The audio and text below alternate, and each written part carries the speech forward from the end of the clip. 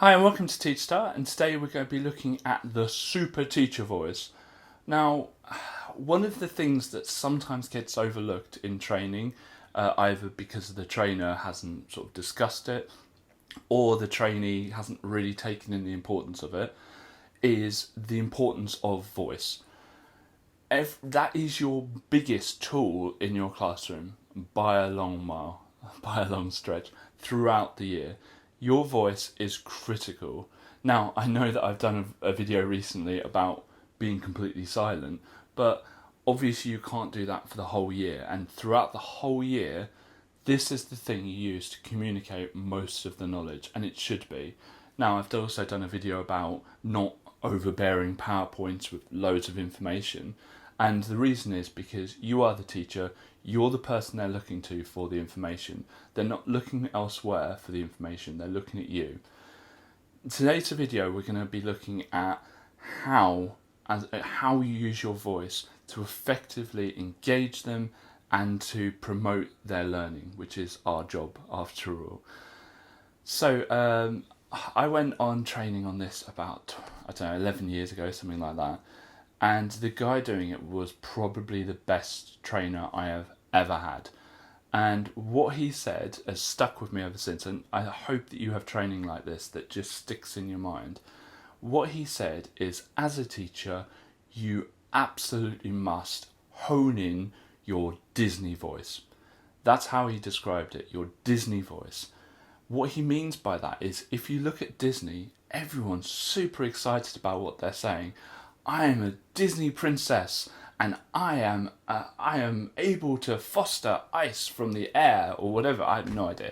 I don't watch that much Disney, but they're so excited. Everything's exciting, and I said to him at the time, I said, I've seen your lessons. You do this. Does it not physically exhaust you at the end of the day? He said, I feel really happy at the end of the day because I've been kind of speaking excitedly all day.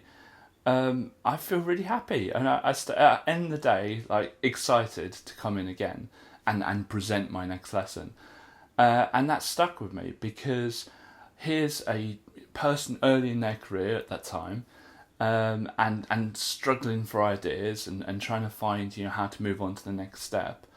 And that's it. And that was such a silver bullet, to be self-reflective, not only on how your PowerPoints have gone, etc., but how did your voice go? Were you actually excited about that lesson?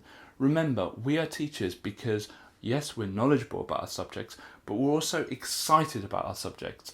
The subject itself we find fascinating, and we do that with our voice. A lot of this is externally subconscious, but internally very conscious in the early days. So, for instance, when I started doing the kind of Disney voice, and you don't do it very well in your first time, trust me, but you get better the more you do it, I was very conscious of it. And I was acting. I was in a play in front of the students, and I was presenting the most amazing thing. And you've got to find out. This is so cool. You've got to find this stuff out. It will be interesting.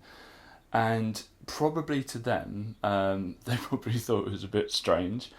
No one called me out on it. No one called me out on it, because externally it seemed that I was just excited, and they never called me out for being excited about something. I never said, I am excited. I never said things that they could then turn around and go, oh, I'm not excited. It did it purely with my voice, and it's very difficult to describe. But, so, as a teacher, think about your last lesson. Did you go, I don't know, I think I used this in my previous videos, but, hi, and today we're going to be discussing oxbow lakes.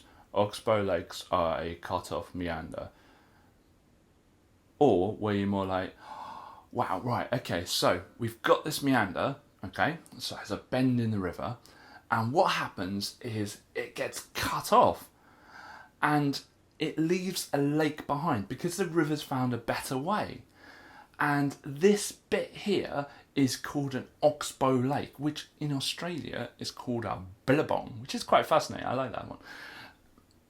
Already 10 times better. Yes, I exaggerated both, but you get the point. If you don't outwardly sound excited about your subject, why would your students be excited about your subject? If you are not presenting in a way that is Disney-fied, you know, everything's exciting in Disney. I mean, a snowman turns into a real life thing that, you know, has a backstory and has a fascinating thing, and the way they talk is just fascinating and excited, and you want to see what happens to them. That's the way forward.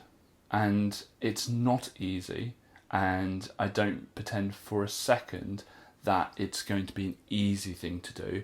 And for me, what I had to do was set a long-term goal of this is where I want to be in 3 months, because I knew for me it would not be easy to change my voice in that way. And yet I never looked back. That work I put in then, I never looked back. And I don't get it right all the time. As a teacher, sometimes you have a splitting headache, you feel ill, well enough to go into work, but you're not feeling great. But then the students easily pick up the difference and go, oh, well, you know, he's not well, he's not feeling well, that's fine. I don't feel well either, so that's absolutely fine.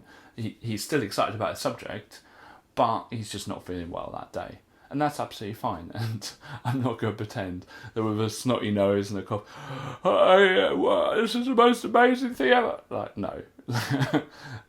So it's more about climate rather than the weather. It's more about the long term, the year-long thing, rather than individual circumstances. And I'm not suggesting for a second that you use this for behaviour management. Oh, you've got your first warning. No. There's some things that are mundane and you need to outwardly project how boring they are. Behaviour management is boring. You're not interested in it. It's, okay, right, you get your first warning. It's not, or whatever you do, that's not necessarily how I give a first warning, but I'm not going to go into that in this video, but that should be mundane. If it's on your subject, it's not. Right, I've been talking way too much on this because it's something I'm very, very passionate about. I will do maybe future videos on how to implement this in different situations. But if you like this video, if you found it helpful, please click like. If you want to see more from us, please click subscribe. Thank you very much. Oh, before you go, you can subscribe to us here. And this is our previous video, and this is another video from us. We release videos every Monday, Tuesday, Wednesday, Thursday, and Friday at 5 o'clock. Thank you very much.